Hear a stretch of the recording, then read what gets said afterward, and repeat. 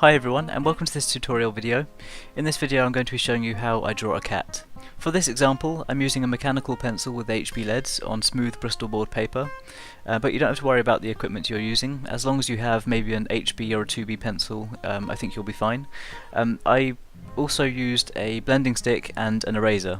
If you don't have a blending stick, then you can blend the shading with your finger. To start off, before we draw the outlines, I recommend drawing a horizontal and a vertical line. These help with symmetry and keeping everything aligned with the drawing. And then I went on to sketching the outlines of the eyes, and they are just over an eye width apart, and the lower eyelid is much more circular and they're flatter along the top. They also are kind of diagonal in alignment towards the center of the face, so the outside corners are higher up than the inside corners. And make sure to add two small lines for the pupils. And then from them I drew two small lines downwards so that I could get the alignment of the nose, and this really helps when you want to keep everything aligned and symmetrical. And then just below that I added just a faint outline of where I wanted the mouth. Once those were sketched, it was time to sketch the rest of the outlines around the outside of the head, including the ears, making sure to use the horizontal and vertical lines to keep everything aligned and symmetrical.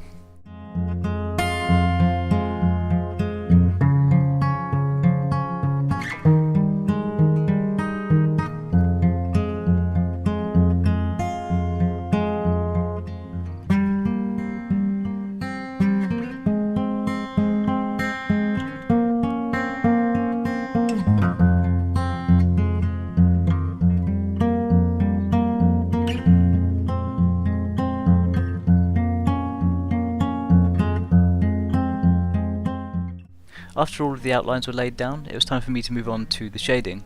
I always like to start off by shading the details of the eyes, and so I started off by adding some really thick dark lines to the bottom eyelids, and I added some dark lines around the top. I made sure to add some smooth shading by using the blending stick, with the darker shading sort of focused around the top of the eye and around the outer edges, making sure to leave some highlights towards the center, and I added a highlight above the lower eyelid to help add that realistic reflective effect, and I also added some extra highlights towards the corner of the eye. The contrast between the darker shaded areas and the highlighted areas really helps to add some depth and make the eyes seem realistic, especially adding the large highlight towards the center of the eye. Moving on from the eyes, I then added some shading to the nose. I kept this nice and smooth as well to add that kind of skin texture.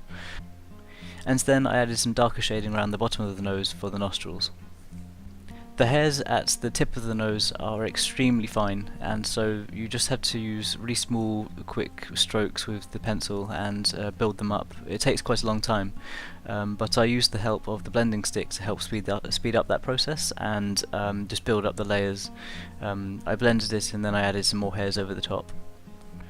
And then the hairs get longer and longer as you work your way up the nose. It's always important to consider the direction the hair is flowing, and in this drawing all of the hair is flowing outwards from the eyes. I left white hairs around the outside of the eyes themselves, but I also left some darker shading from the corners of the eyes to show that kind of ridged effect of the eyebrow. And then I added some darker layers of hair just underneath the eyes and blended them across with the white hairs with the blending stick. When you consider that all of the hairs are flowing outwards, it makes the drawing a lot easier because you know the direction in which you've got to create the fine strokes of hair. And it's always important to consider that you don't have to worry so much about the hair placements. Hair is always moving and changing, and so it's very relaxed, and you just got to use quick fine strokes with the pencil and not overthink the process. So just build up the layers with the pencil and maybe use the blending stick over the top and use some more strokes over the top of that. And you can even add in the effect of the eraser to add some white hairs where you think they're appropriate as well. So I continue to add the layers of hair going outwards from the nose and the eyes, making sure to create the same pattern on both sides of the face, using that initial vertical lines to help with the symmetry. And remember that the patterns don't have to be exactly the same on both sides of the face, as the hairs are always moving and changing. I left some lighter hairs going from underneath the nose and around the mouth, and I marked off some areas where I wanted the whiskers to start. And then to help contrast the lighter hairs around the mouth, I added some darker shading from underneath the chin. Contrast like this is hugely important when you want to make a drawing look 3D and realistic.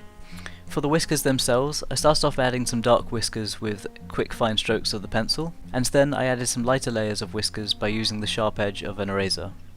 After that, it was time to add the details and the shading to the rest of the head, and so I started off by adding the hairs going upwards from the eyes towards the top of the head and towards the ears. These hairs are much longer than the ones on the nose, so that makes this much easier, and I also tried to keep the same rough symmetry, initially starting off by adding the quick fine strokes of hair with the pencil, and then using the blending stick over the top of that, and maybe using the eraser to add some extra white hairs in between. And the effect of blending between the light and the dark hair with the blending stick is really helpful at this stage. And don't worry too much about adding details to the top of the head. You want to keep the viewer's attention at the eyes and the face, and so adding too much detail at the top of the head would take away from that. For the insides of the ears, I started off by adding some lighter shading, and then I used the eraser to add some light hairs. I can't stress enough how useful the eraser is for adding light hairs across this whole drawing. Where you want to add the light hairs around the eyes and around some of the details on top of the head, the eraser is hugely important for that, and so it's really helpful when you want to add some lighter hairs to the inside of the ears at this stage. After that, you can add some darker shading to the ears and help to build up the layers of hair. This is especially helpful at the base of the ear when I added some extra highlighting with the eraser. After that, the drawing was finished. I really hope this video is helpful in some way, and if you've worked on anything similar, then feel free to show me on Twitter or Facebook or Instagram. If you enjoy drawing videos, then be sure to subscribe, and any likes or shares on this video are hugely appreciated. It really means a lot to me, and it helps the channel out a lot. If you want to follow me on Twitter or Facebook or Instagram and follow along with the progress photos throughout the week, then be sure to check out the links in the description box below. And once again, thank you so much for the support on here. It really means a lot to me, and these videos are so much fun to make. Thanks for watching this video, and I'll see you all soon.